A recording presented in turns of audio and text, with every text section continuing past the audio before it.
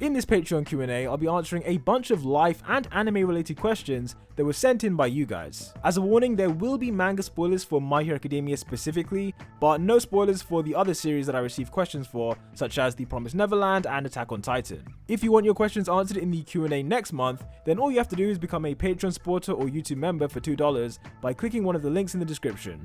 Thank you to everyone who currently supports the channel, I really do appreciate it. And just before we begin, my Discord server is now open to anyone and everyone. Previously it was only for Patreon supporters, but now literally anyone can join. All you gotta do is click one of the many links in the description and yeah, you'll join the server straight away. Hopefully I'll see some of you there, but without further ado, let's get into the first question of this video, and this one comes from Joseph. Joseph says, as far as we are aware, Shigaraki did not steal any quirks upon his awakening. Do you think he should have? To answer this, I would say that yes, Shigaraki definitely should have stolen some quirks. However, clearly he did try to take One for All. But yes, he should have definitely tried to take Erasure, I think, because we saw from the battle itself, Shigaraki was not actually trying to get the Erasure quirk. At one point, he even threw the quirk-destroying bullet at Aizawa. All he cared about was stopping Aizawa from nullifying his powers. He didn't really try to steal the quirk, so I think he should have definitely tried to do that. Going forward though, a power that I think would be good is Overhaul, because we know that even though Overhaul lost his arms, he still technically has his quirk factor. So I think if Shigaraki does get his hands on Overhaul, he could then just restore AFO's body and these two could rule together. If any quirk could restore AFO, it would be Overhaul. Because, the way he rearranges matter, it could totally happen. Hell, Overhaul even said that if Eri died, if he got to her quick enough, he could restore her. So this power is honestly one of the most overpowered quirks in the series, but I think Shigaraki should get his hands on that if he gets the chance. The next question comes in from Kronos, who is one of my longest Patreon supporters, so shout out to him. And he says, what are your top 3 moments from the Promised Neverland anime so far? Was it as good as advertised? Personally, I would say The Promised Neverland is one of the best surprises that I've ever witnessed, because I went into it with basically no expectations. I didn't really know too much about the concept. All I knew was that it was recommended to me by a couple of people, both on Patreon and in the YouTube comments. So I checked it out. It was only 12 episodes and it was so good. I couldn't believe how good it was. And after I finished, I read the entire manga over the course of a couple weeks. And the thing about the manga, I know people think it didn't end perfectly, and I can agree with that. It didn't end perfectly. However, I couldn't help myself but to read the next chapter. I would get to a point where I'd be like, okay, I'm gonna stop now. And then the chapter would finish and I'd be like, oh wait, no, I need to continue this because the story is just so good. I say 70 to 80% of the story was absolutely amazing.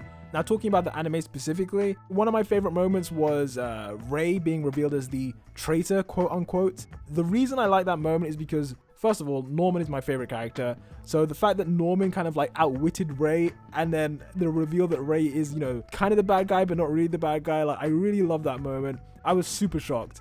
But obviously there's a ton of great moments as well, when the kids escaped, the whole build up was to that moment. So that was obviously fantastic. And Isabella's backstory, that was something else that really got me emotional actually. She wasn't always evil, she wasn't always this way. She basically had no choice.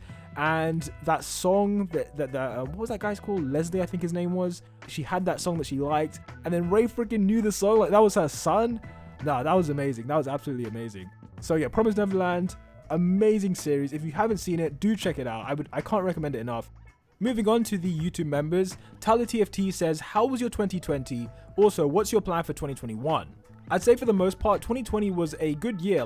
It was a year of positive change for me. A lot of big milestones happened in my life that I didn't expect when the year began. And a lot of that was thanks to the support from you guys, helping me out on YouTube. Towards the end of 2020 though, I did suffer from burnout. I found it hard to juggle all the videos I wanted to do, along with doing the Twitch live streaming and just, having a life outside of YouTube as well. And to this day, I still find it hard to do that.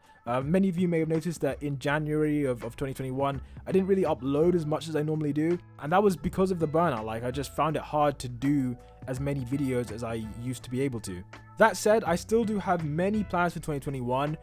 So for now, currently, I'm taking a break from Twitch. So for those of you who are waiting for me to return, I don't know when I'll be back on Twitch. Right now, I just need to focus on the main channel because I'm not putting out as much content as I want to. And yeah, so I'm just focusing on getting back to where I was. One of my main goals this year is to get a video editor to help me out at some point, because I feel like that's something that would definitely help me put out more content. Because since the beginning of my channel, 1.5 years ago, all of it's been done by me. So it would help to have someone helping out with just the editing side of things.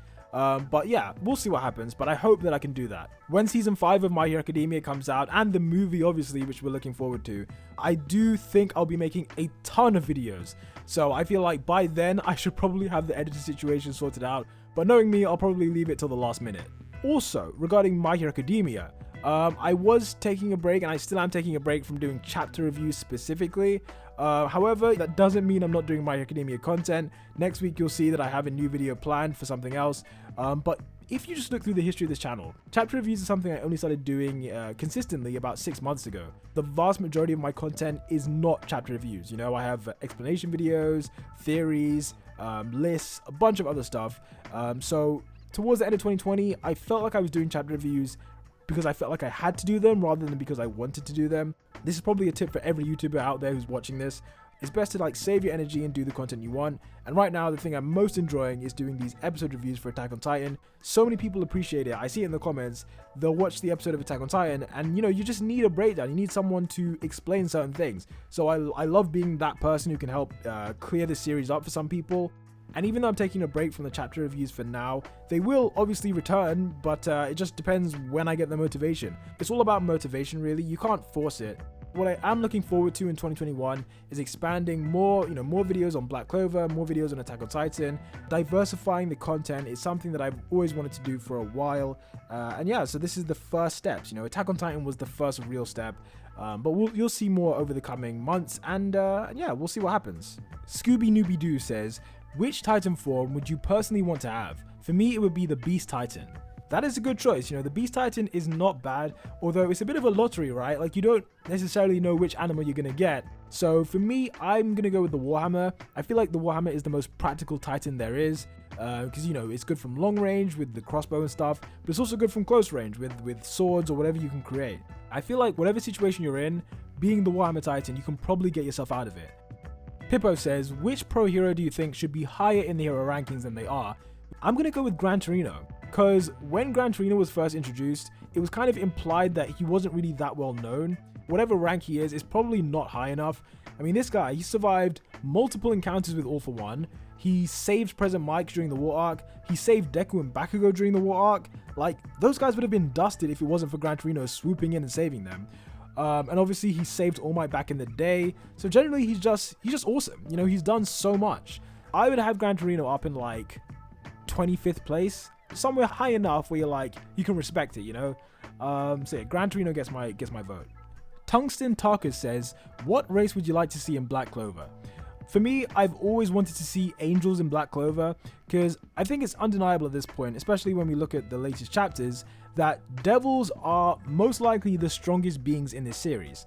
So like, what is the inverse of a devil? Well, it's an angel, right? So if devils are the strongest, then what are angels? Are they even stronger? Now, here's another thing. Angels don't necessarily have to be good, you know? Like, if angels are introduced, they could be villains, for all we know. But I would like to see them in some form. What do you guys think? Will angels appear in this series, or is it like, is this just a dream of mine that will probably never happen? Let me know in the comments below. On Patreon, Balthazar says, what other media do you personally like outside of anime, being books, TV, movies, or video games? When it comes to video games, I am a very casual gamer, so recently I finished Watch Dogs Legion, which is the most fun I've had with any game for a few years. Most of the time, this is a really bad habit of mine. I'll get a game, like for example, I got Marvel Avengers and I got Samurai Jack. I'll get a game and then I won't finish it. I just don't know why. So yeah, I'm not a big gamer, but at the same time, I do try. I try at least. Now, when it comes to movies, some of my favorite movies of all time are Prometheus, Terminators 1 and 2, and 3 as well, actually. 3 is quite good. And Interstellar, Gattaca. Those are some of my favorite movies of all time. So I think I get that from my dad because he's a big sci-fi fan as well. Regarding TV shows, Modern Family is the main thing that I'm watching right now. I started it a couple of months ago with my girlfriend, and we've just been watching it from the very beginning, and it has an amazing cast. And I say Cam and Mitch are my favorite set of characters. They're just too funny. Anime Addict says, what do you think Deku's capabilities with Danger Sense will be when he is able to fully use it to its maximum potential?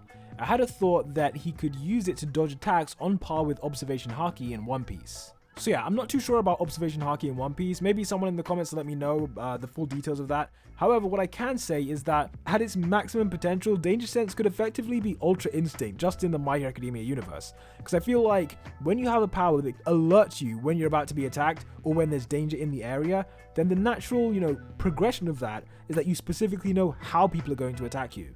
Whether it be someone hitting him from behind or someone trying to hit him with their right fist instead of their left fist, like Deku will specifically know the way the attack is going to happen.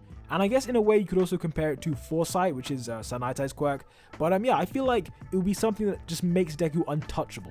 When you have so many quirks, you're already overpowered, so why not? Why not just make him Ultra Instinct Deku? I don't see a problem with that. Chronos says, how do you feel about the hero deaths in My Hero Academia? Was it the right amount of casualties in your opinion? We didn't see any Pussycats or Torino on the death count pages. I expect Torino's death will come in the near future in the story, but how do you feel about the heroes like Pussycats and Wash making it through alive? When it comes to Wash, I feel like it made perfect sense that he survived, because we saw his quirk in action. He was able to float people away using his bubbles, so it only makes sense that he would then use that on himself. When it comes to the Pussycats, that's a different story, because when we have, I believe it was Pixie Bob, she erected these massive walls of earth, and the decay still went past it, right? So that was her defense. The walls were her defense to save her life and everyone else's, and it failed. The decay still went past the walls. So the fact that she did survive when the decay was this close, looking at this panel, it was right there. I find that unrealistic. I don't know how she survived. I feel like the Pussycats should have actually died based on that situation. In terms of key players, we didn't really lose that many people. Now, could it have been more? Definitely could have been more. For example, characters like Mirko or Hawks, if they had died, that would have been so monumental. Yes, they may have injuries, but the fact is, the situations they were in, if they had died, would you really be surprised? Would you really be surprised if Mirko died after being in a room with 4 or 5 Nomu by herself? Would it have really been surprising if Dabi had flamed Hawks as he said he was going to do? If Tokoyami didn't appear at the last moment, Hawks would have died. So they were very lucky, you know what I mean? The key players have been very lucky this time around. But that's not me saying that there weren't enough, there wasn't enough death and destruction. Clearly there was a lot of it, a lot of civilians died. But I'm just saying that for us to be even more impacted as an audience, coming out of this war arc, Midnight is the only real character of significance to us who has died. I'd say most characters we like got out of it alive. Bronwyn Quinn says, what is your opinion on Mineta in My Hero Academia? I've seen a lot of beef on TikTok over him and his sexual harassment and assault behaviors towards his classmates, and would like to hear your opinion on this too. He's a creepy guy. He is a creepy guy, but for the most part he's harmless. I'd say the only 2 times that I can think of where he's crossed the line, number one is that thing he said to Eri when he was like, come back to me in a few years or something like that. And another thing was when he was trying to get into the girls' locker room. Obviously you shouldn't do that in real life. That is a form of harassment. But in terms of assault behaviors, I don't know of any assault behaviors that I can think of off the top of my head anyway. For the most part, his character is there to be comedic relief of some kind. So I don't think he's meant to be as sinister as maybe some people think he is. The last question of this video comes from Joseph, and he says, when this series was in development, Midnight was stated to be the Class 1A homeroom teacher. If that didn't change, does she still die during the war arc? I didn't actually know this fact, but if Midnight was the homeroom teacher, then it stands to reason that her level of relevance to the story would almost be similar to what Aizawa's is. Obviously, you're talking about the early days when the series was in development, so in theory, Midnight could have had Aizawa's quirk, his erasure quirk. We don't exactly know what Horikoshi was thinking back then. Now, does she die if she is the homeroom teacher? Probably not. I mean, Midnight was the most important person who died, and let's be perfectly honest, she is a side character. The students definitely feel the impact, but I'm just talking about from the perspective as an audience. Midnight was important, yes, but she is still a side character. Anyway guys, that was the end of the Q&A for this month. Thank you for your support, and don't forget to drop this video a like as it does help out the channel. I have a few interesting videos planned for the coming weeks, so be sure to stick around for that, and until the next one, peace out.